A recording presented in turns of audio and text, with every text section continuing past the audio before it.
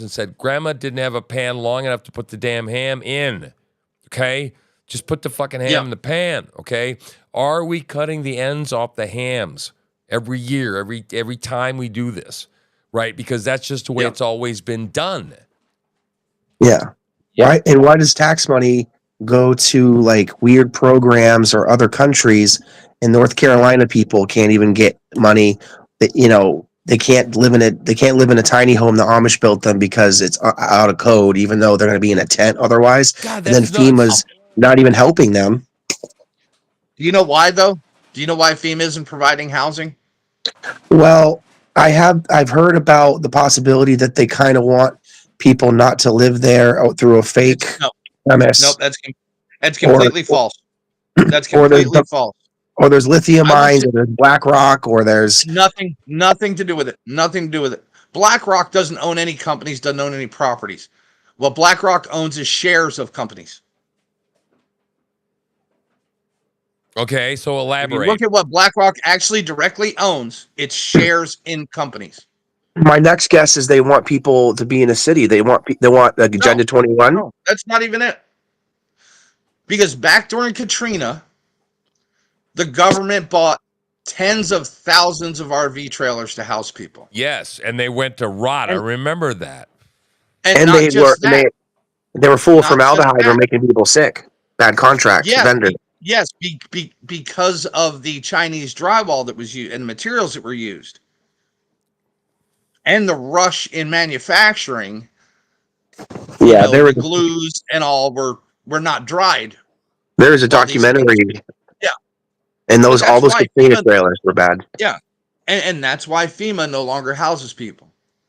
Like I see that FEMA has this corruption where they have specialized vendors that they make an agreement to be the buyers of their products for the emergencies, and there's kickbacks and there's handshakes, and then they're not even using the vendors that might be more appropriate, maybe quicker, maybe more efficient. It's all set up beforehand as a side deal, and then it has to be. But it has to be. Let me ask you guys both a question. Hang on. Let me interject.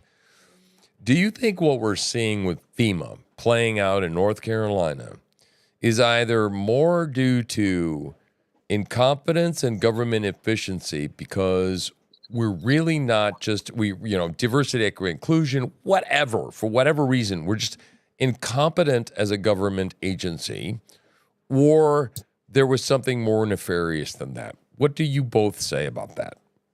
Incompetence. I'm going to say never blame on malice what you can blame on stupidity. Okay. Well, you're giving them too much credit. I don't think they have such a nice excuse of incompetence. I believe it's a mix. I believe there's a mix of extreme incompetence, but also malevolency, because they were ordered not to go to places with Trump signs. In Florida, that is correct. Correct. And I think they've treated other places differently. Like maybe if you're a larger population center, there's going to be more publicity, or it's a high minority area like in Katrina, they want to jump through hoops and make it look better. I think they don't care about flyover states. They think you're Republicans, and quite frankly, they might be anti-white racist. But why is that?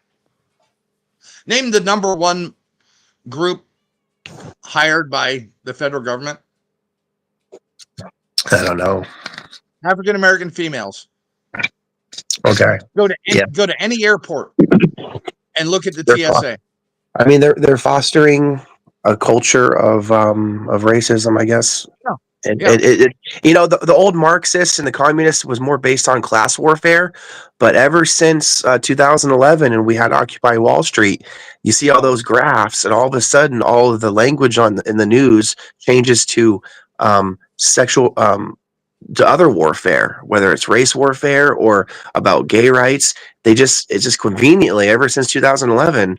We've had feminism and race baiting before, but it's like a whole nother level, obviously, right?